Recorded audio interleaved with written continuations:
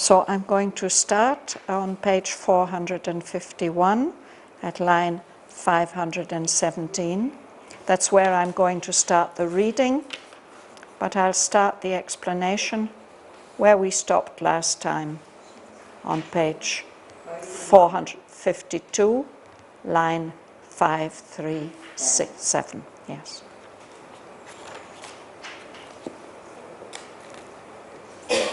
So the last line of the previous section is, "Then shall the world Redeemer's task be done." The fulfillment of everything that the great avatars come into the world to do.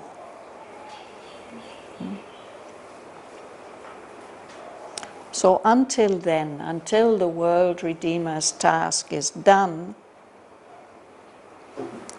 till then must life carry its seed of death, and sorrow's plaint be heard in the slow night.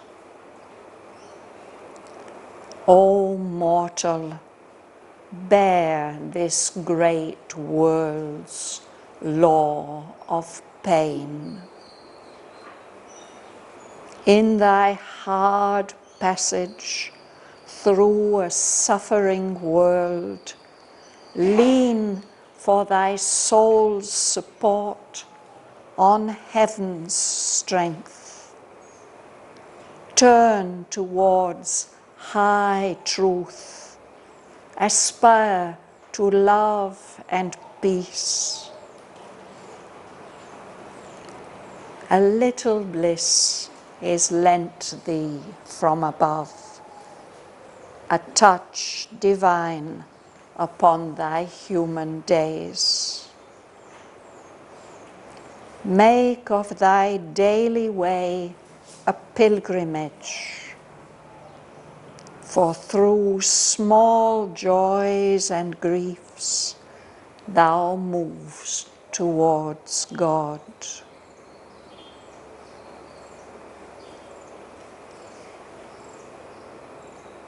And then he gives a warning. Haste not towards Godhead on a dangerous road. Open not thy doorways to a nameless power. Climb not to Godhead by the Titan's road. Against the law he pits his single will. Across its way he throws his pride of might. Heavenward he clambers on a stair of storms, aspiring to live near the deathless sun. He strives with a giant strength to wrest by force from life and nature the immortal's right. He takes by storm the world and fate and heaven. So that's where we stopped last time. He comes not to the high world maker's seat. He waits not for the outstretched hand of God to raise him out of his mortality. All he would make his own, leave nothing free, stretching his small self to cope with the infinite. Obstructing the gods' open ways, he makes his own estate of the earth's air and light. A monopolist of the world energy, he dominates the life of common men. His pain and others' pain he makes his means. On death and suffering he builds his throne. In the hurry and clangor of his acts of might, in a riot and excess of fame and shame, by his magnitudes of hate and violence, by the quaking of the world beneath his tread, he matches himself against the eternal's calm and feels in himself the greatness of a God. Power is his image of celestial self. The Titan's heart is a sea of fire and force. He exults in the death of things and ruin and fall.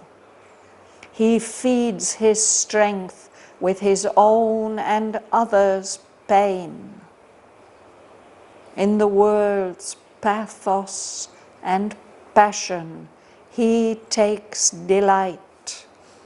His pride, his might, call for the struggle and pang.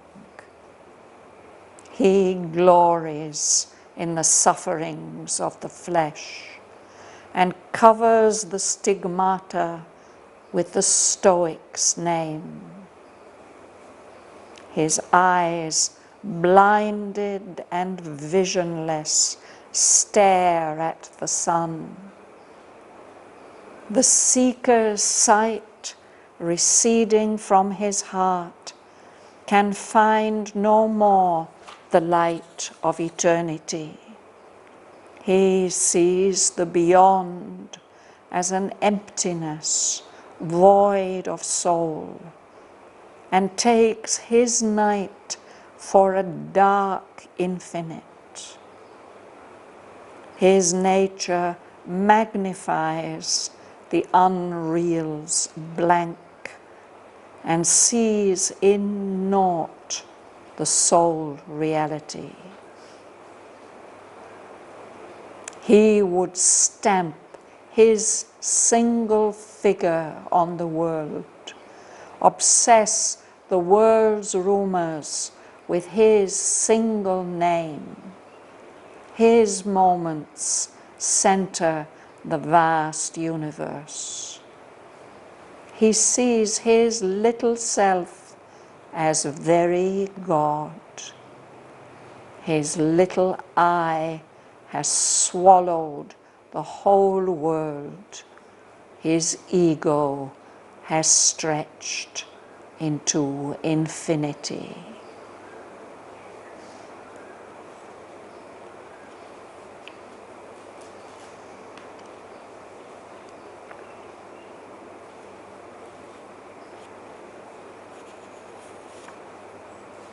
So this is the description of the Titan.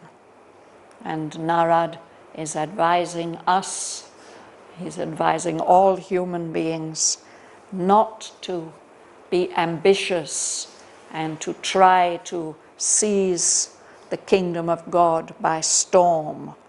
Climb not to Godhead by the Titan's road.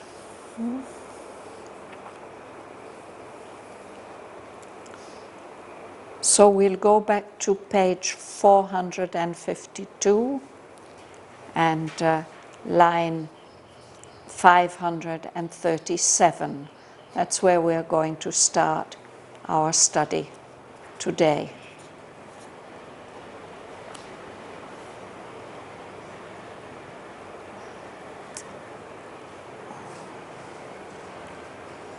You will start, Suresh? He comes not to the high world, neither say. He wait not for the outstretched hand of God. to raise him out of his mortality. You can read the next two lines. All he world made his own, leave nothing free, stretching his small self to cope with the infinity. With the infinite. Infinite. Yeah, thank you. So this he, this is the Titan.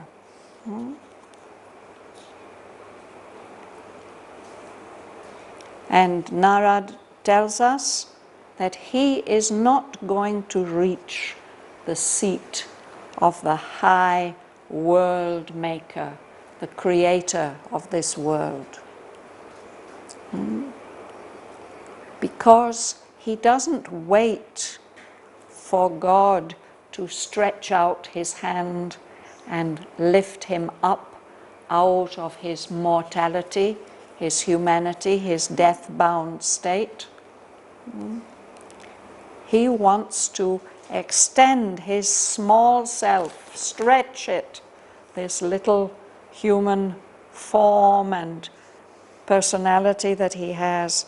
He wants to stretch it to cope with the infinite, the whole of infinity. He wants to claim everything for himself. He will not leave anything free. So this is the image of the human tyrant,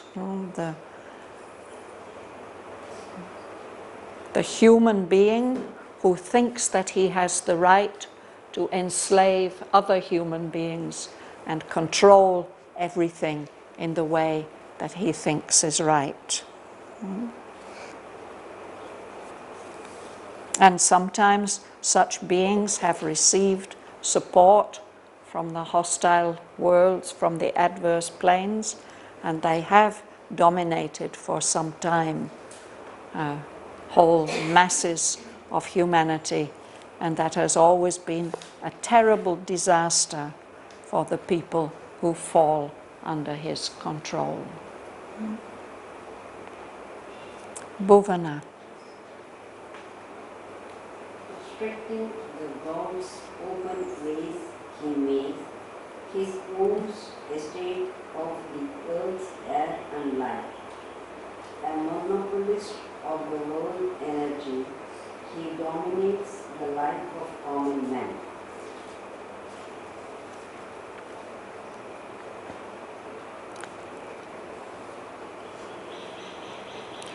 The gods, the cosmic powers who are furthering the divine's will in the universe, their ways are open. They allow things to move freely. But this Titan, he puts himself in the way, he obstructs, he blocks the open ways of the gods.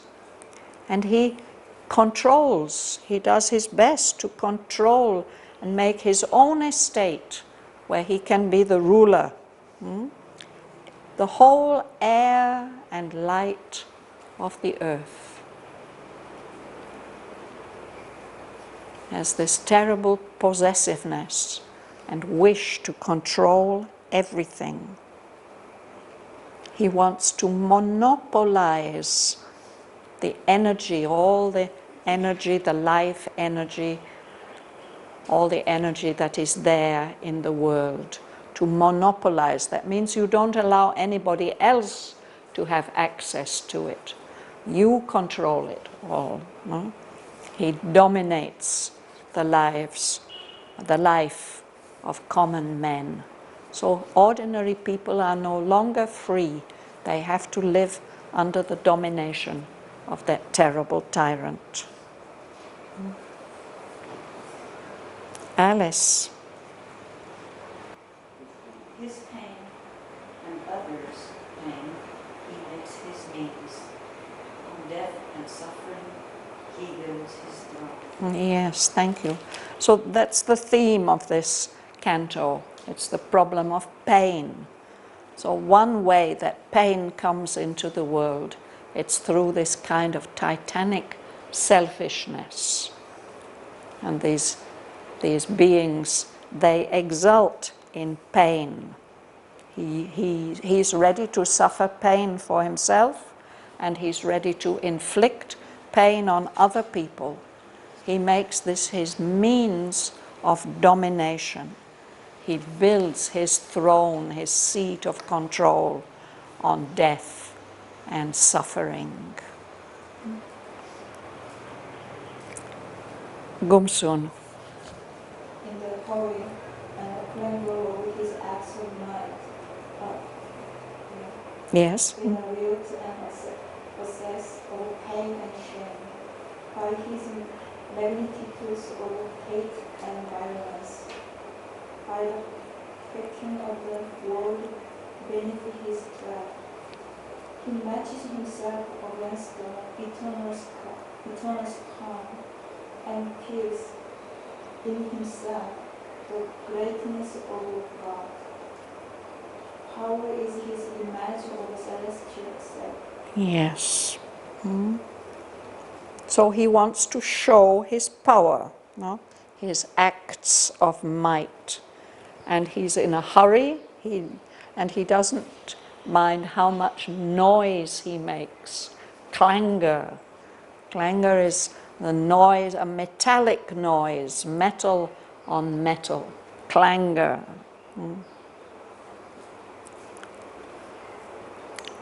A riot. This is when things are out of control, and an excess, just too much, of fame and shame. He wants his name to be on everybody's lips all the time and in everybody's minds and hearts. And shame, I mean, he should be ashamed. He isn't ashamed, but the things that he does are shameful. He indulges in magnitudes. I mean, ordinary people may sometimes feel hatred and they may perform acts of violence, but these are on a small scale and limited. But the Titan indulges in them on a huge scale, magnitudes of hate and violence. And he enjoys to feel the whole world quaking. Of course, we talk about an earthquake, but if there's a very, very powerful foot coming, the room may shake. And we may quake with fear. If he's making the whole world quake with fear because of his power, he feels that he has that power, and he feels himself equal to the calm of the eternal. He feels in himself that he is as great as any god, because power is his image of celestial self. That's how he thinks of God, that God is all powerful, and I will be as powerful here on earth.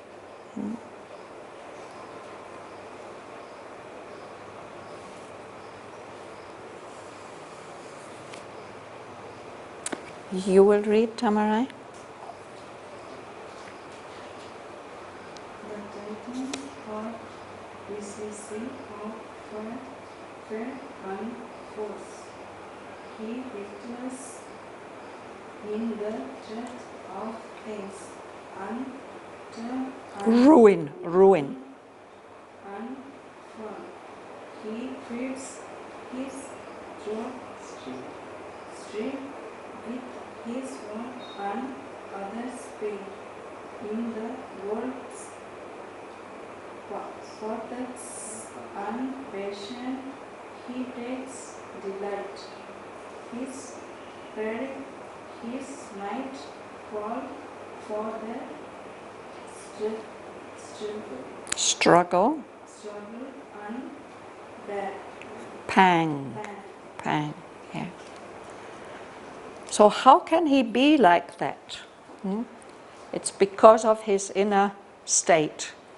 The Titan's heart, it's a sea of fire and force.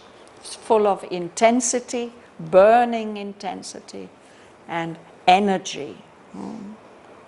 He exults. To exult means to enjoy, to delight in, to rejoice in. He enjoys the death of things. He enjoys it when there's ruin, destruction, when there's fall, when people are not able to live up to their souls, when they do evil and wicked things. And that's what he feeds on. He feeds his own energy, his own strength with his own pain and others' pain. He enjoys, he takes delight in the world's pathos. Pathos, normally we feel very sorry, if something is pathetic, if it's something regrettable and painful, sad, troubling. He just enjoys it, the pathos and the passion, the intensity. And passion can mean suffering also, intense feelings, particularly intense suffering. He takes delight. His quality is pride. He is proud of himself and his power, his might, his strength. And that pride of his asks for struggle and pain. You like to read? Yes? He glories in the sufferings of the flesh and covers the stigmata with the stoic's name. His eyes blinded and visionless stare at the sun. The seeker's sight, descending from his heart, can find no more the light of eternity. Shall I proceed? Next two lines. He sees the beyond as an Emptiness. emptiness void of soul, and takes his night for the dark infinite. Yes. So he glories in the sufferings of the flesh, He might have to perform all kinds of terrible austerities, but he that feeds his pride that I can bear so much. And then there's this line, he covers the stigmata with the Stoic's name. Two different references there in this line. Stigmata, in a Christian context, these are the signs of Christ's suffering.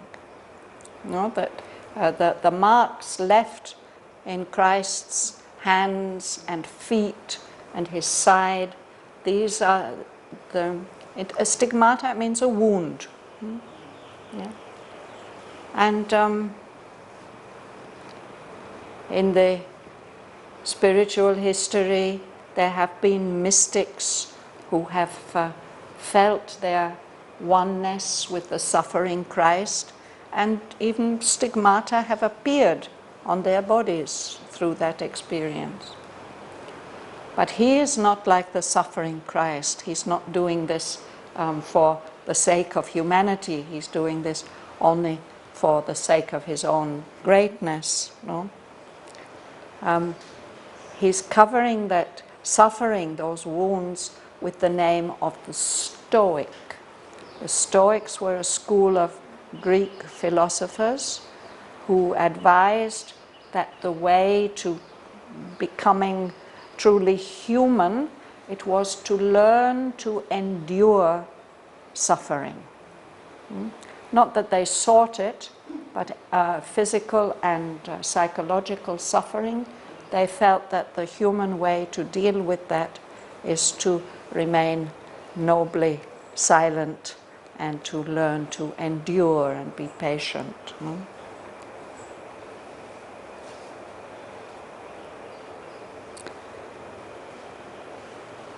There's also a kind of tapasya which consists of keeping the eyes fixed on the sun all through the day. You might have heard of this, no? And in this way, of course, the ascetic may lose his sight. If the sun is too strong, he may lose his power of vision. So he's staring at this sun of power that he wants, and his eyes become blind. He loses all power of vision, of deeper understanding, of knowledge. No? And that sight, that power of vision that we all have deep in the heart, the power of vision of the seeker, the psychic sight, this withdraws. Mother has been asked what happens to the psychic being of people who are like this. Precisely this question somebody asked her, and she said it just withdraws, it goes away, because it sees it can't do anything with this being. So the seeker's sight receding, withdrawing from the heart. It feels lost, it can't find the light of eternity anymore. That Titan sees the beyond as an emptiness. There's no souls. He doesn't have to think about the consequences of what he's doing. No? He takes his own darkness for the darkness, for a dark infinite. He thinks that's how everything is. That darkness that is within him, that fills the whole universe, or even beyond. You like to read, ma'am? Nature magnifies the unreal blank and sees in naught the sole reality. He would stamp his single finger on the world, obsess the world rumors with his single name. Thank you. So because of the way that his nature is, that it's such a dark and self-centered nature, no? He magnifies in his perceptions the unreality of things.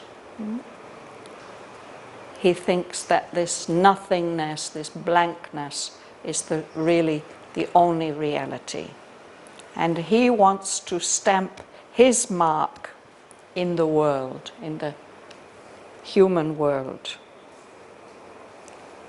He wants everybody in the world to be talking only about him, to obsess the world's rumors with his single name, as if everybody must think and speak only about him.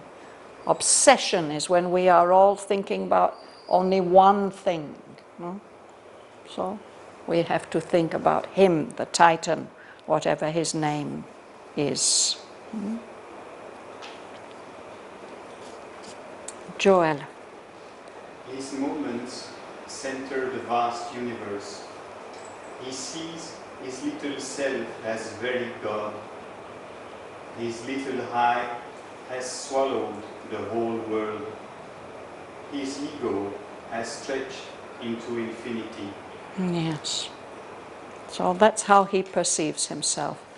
That his moments, whatever little experience he has, that's the center of the whole vast universe. And he magnifies the importance of himself. I am God. No.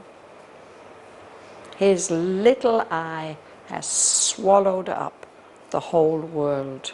His ego has stretched into infinity. It's boundless. This is the characteristic of the Titan, and it's just the very, very opposite of that of the world Redeemer, who also says, I am God, and he hears the echo of the world saying, yes, all is God, everything is God. It's just the very opposite. Will you read? His mind a bit in original nothingness. Ciphers Ciphers. his thought on a slate of powerless time. He builds on a mind to vacancy of soul, a huge philosophy of nothingness. Thank you. So he has a mind, but it's not really a very significant mind.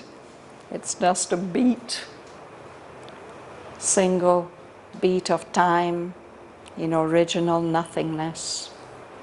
These thoughts of his are like a cipher, a big zero drawn on a slate. Children have a slate in the primary school, where they learn to write, and you can easily wipe off whatever is written on a slate.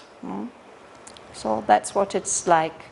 He's just drawing a big zero on this slate of time that doesn't have any particular duration. He's building on a mighty vacancy of soul, because his soul is empty or missing, a huge philosophy of nothingness. There are these philosophies, that say that all this is an illusion. And if you really believe that all this is an illusion, then maybe you can feel like the Titan, that you will create the illusion that suits you, that you like, that you want. Lela. In him, nirvana lives and speaks and acts, impossibly creating the universe. An eternal zero is his formless self, his spirit, the void, impersonal essence. Yeah. Perhaps this is the way he sees himself, That if everything is unreal, he's just expressing that. But he wants to create his own universe. His self, formless self, is empty. His spirit is also empty, the void, impersonal, absolute. In philosophy, such concepts are there, but they can't be the foundation of a real universe. They can only be the foundation of an illusion. Ganga Lakshmi. Take not to strife the whole soul of man. Cast not thyself into that night of God. The soul suffering is not become his due. Or ransom by soul events demand on life. This is what Narad warns us. He says, don't take that way. Don't make your ego the driver of your quest. You are a human being. You are a growing soul in the human form. Don't throw yourself into that darkness, into that night of God. Suffering, seeking suffering for its own sake or to gain power over other people, that's not the key that will open eternity to you. And heaven is not asking you to ransom yourself by sorrow. Mother has spoken about this also. She says, in a particular context in the 1950s, she said there's so much goodwill in Christianity, for example, but there's this figure of Christ on the cross, and the teaching is that we have to be ransomed, we have to be saved by sorrow and suffering. But she says that's not true. That's not what heaven is asking of us. That's not what the higher levels of consciousness are asking from us. They're asking that we live in the highest and best way that we possibly can. So this here it's just put in two words. The soul suffering is not eternity's key, or ransom by sorrow, heaven's demand on life. That's not what we need to do in order to reach a higher level. No? Mihon. Mortal bear, but ask enough for the stroke. Too soon will grief and anguish find thee out. Trenamos is that venture for thy will. Only in limit can man's strength be safe. Yet is infinity thy speed's goal. Its bliss is there behind the world's face of tears. Yes. So that is his advice to Savitri's mother, who is feeling so unhappy about this tragedy that she has to face. He says, you're a human being. Bear, endure.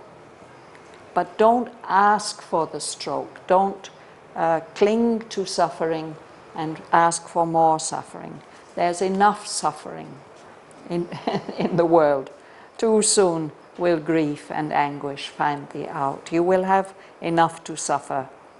And seeking for suffering, that is too much for you to do. Too enormous is that venture for thy will. Human beings are not titans, and human strength can only be safe within certain limits. That's how it is now when we are growing souls. No? But then he tells her, but infinity is the goal, it's the aim towards which your spirit is moving. And the bliss of the spirit is there behind the world's face of tears. However terrible and painful the world looks, behind it, that one can come in contact with that bliss of the spirit. Let's go on. Martin. The power is in thee that thou knowest not. Thou art a vessel of the imprisoned spark. It seeks relief from time's envelopment, and while thou shutst it in, the seal is pain. Go on. Bliss is the Godhead's crown, eternal, free, unburdened by life's blind mystery of pain. Pain is the signature of the ignorant, attesting the secret God denied by life. Until life finds him, pain can never end. Yes. So in each of us, there's a power that we are not aware of. Each of us is a vessel, a container for the spark of divinity that is imprisoned in our material form. That spark wants to escape. It seeks relief from this envelopment of time, being imprisoned in time. And as long as you keep it shut in, the seal is pain. You will have suffering. But bliss is the crown, is the fulfillment of divinity that is eternal and free, and it isn't burdened by this movement of life, this blind mystery of pain that we experience here. This pain that you feel is a signature, a sign of the ignorance. But it's the sign that witnesses, it attests that there's a secret God within that is denied by life, that life is not paying attention to. Until life finds that secret God, pain can never end. We will go on feeling suffering until we found that secret power of divinity, that imprisoned spark within ourselves. So until we've done that, what Narad advises is to bear.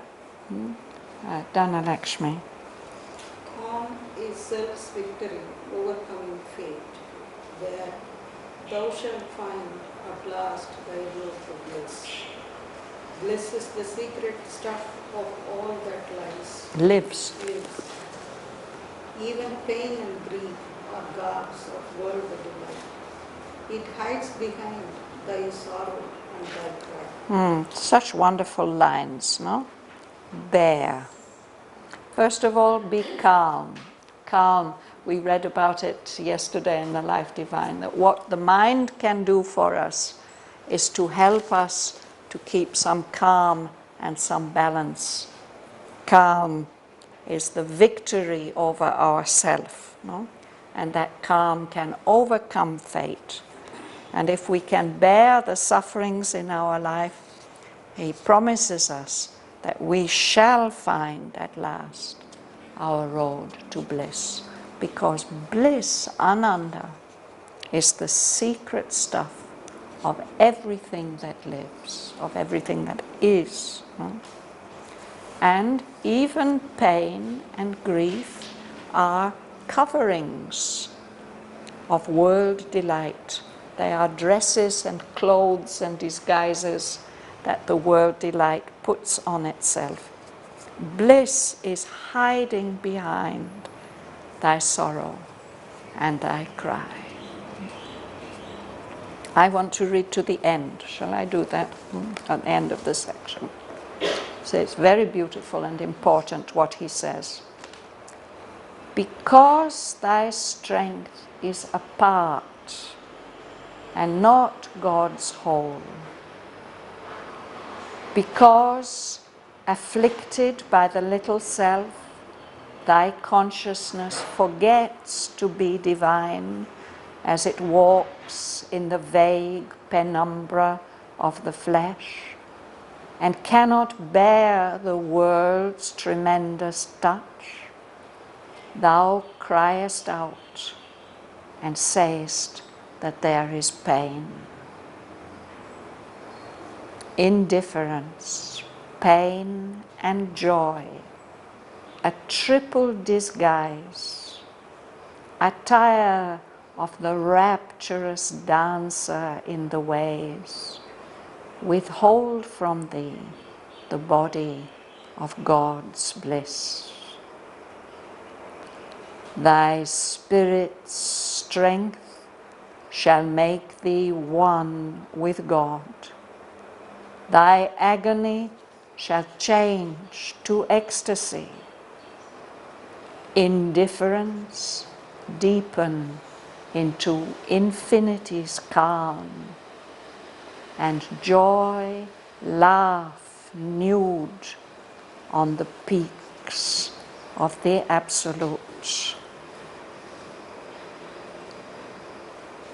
This is the whole mystery of human pain. Because our strength is a part, because we are limited beings, none of us is God's whole. And within us is our true consciousness, but it's afflicted with that little self, with this limitation of our consciousness in the human state.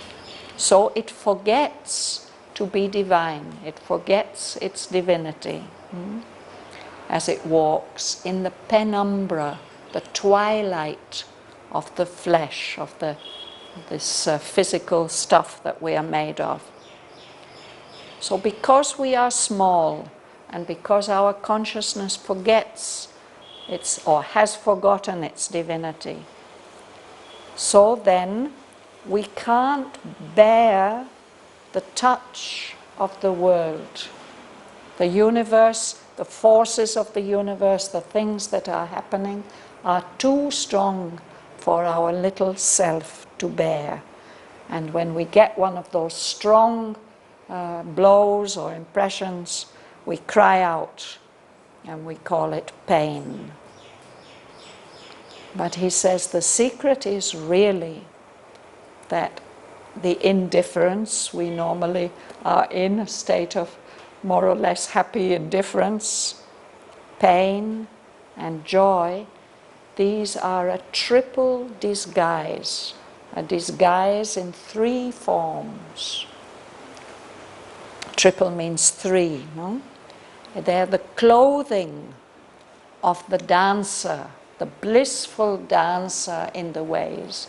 The divine is dancing in the universe, and he clothes his delight, his rapture, in these three disguises, which withhold from us, they hide from us the body of God's bliss.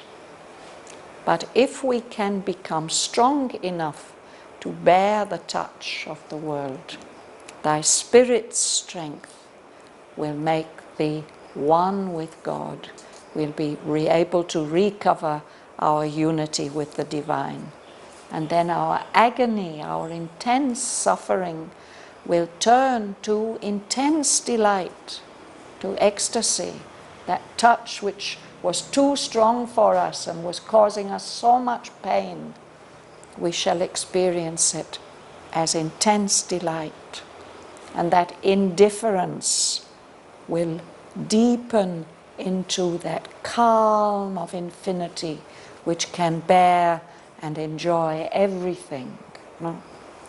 And joy itself, delight, will laugh, nude, no longer covered up and disguised on the peaks, on the very highest peaks of the Absolute. So there's a chapter in the Life Divine called Delight of Existence. Number 1, the problem. And you could say that these lines here are a summary of that chapter, or expressing it in a very... I think it's chapter 11. It's called Delight of Being, or Delight of Existence. And there are 2 chapters on it. 1, the problem.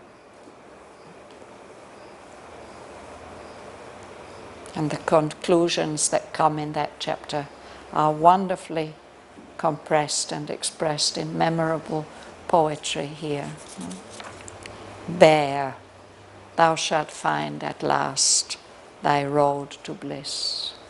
Bliss is the secret stuff of all that lives.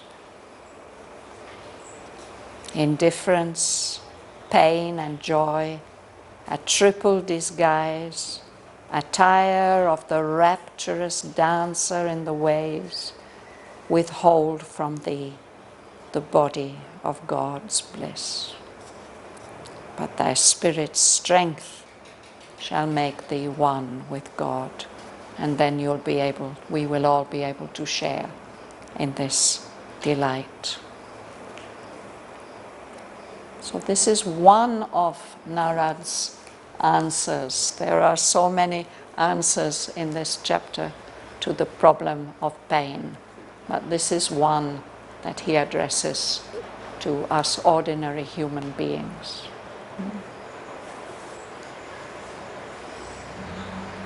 And he advises us to make of our daily way a pilgrimage.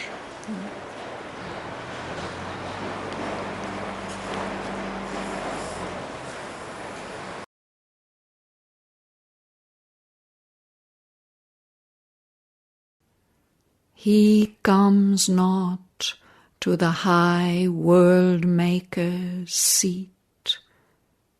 He waits not for the outstretched hand of God to raise him out of his mortality. All he would make his own, leave nothing free, stretching his small self to cope with the infinite. Obstructing the gods' open ways, he makes his own estate of the earth's air and light.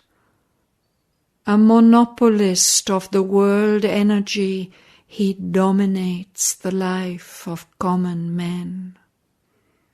His pain and others' pain he makes his means. On death and suffering he builds his throne. In the hurry and clangour of his acts of might, in a riot and excess of fame and shame, by his magnitudes of hate and violence, by the quaking of the world beneath his tread, he matches himself against the eternal's calm, and feels in himself the greatness of a god. Power is his image of celestial self.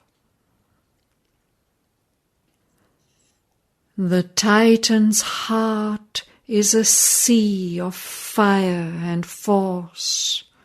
He exults in the death of things and ruin and fall.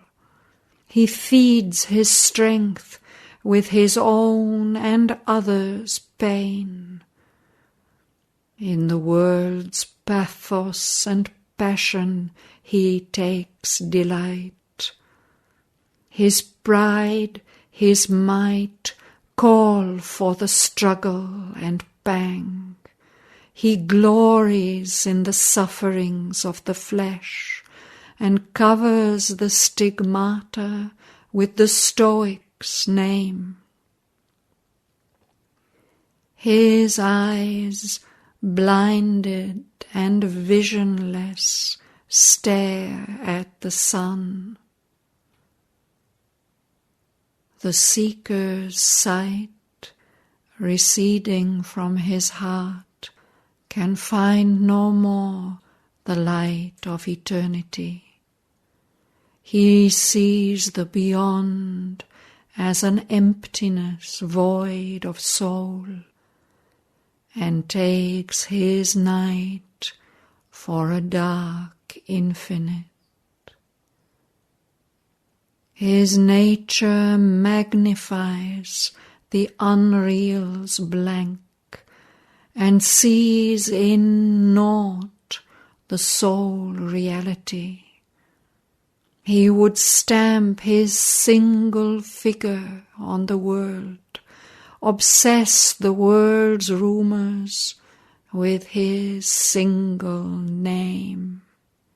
His moments centre the vast universe. He sees his little self as very God. His little I has swallowed the whole world. His ego has stretched into infinity. His mind, a beat in original nothingness, ciphers his thought on a slate of hourless time. he builds on a mighty vacancy of soul, a huge philosophy of nothingness. In him Nirvana lives and speaks and acts, impossibly creating a universe. An eternal zero is his formless self, his spirit, the void, impersonal absolute. Take not that stride, O growing soul of man. Cast not thyself into that night of God. The soul suffering is not eternity's key, or ransom by sorrow, heaven's demand on life. O mortal, bear, but ask not for the stroke. Too soon will grief and anguish find thee out. Too enormous is that venture for thy will. Only in limits can man's strength be safe. Yet is infinity thy spirit's goal. Its bliss is there behind the world's face of tears. A power is in thee that thou knowest not. Thou art a vessel of the imprisoned spark. It seeks relief from time's envelopment, and while thou shut'st it in, the seal is pain. Bliss is the Godhead's crown, eternal, free, unburdened by life's blind mystery of pain. Pain is the signature of the ignorance, attesting the secret God denied by life.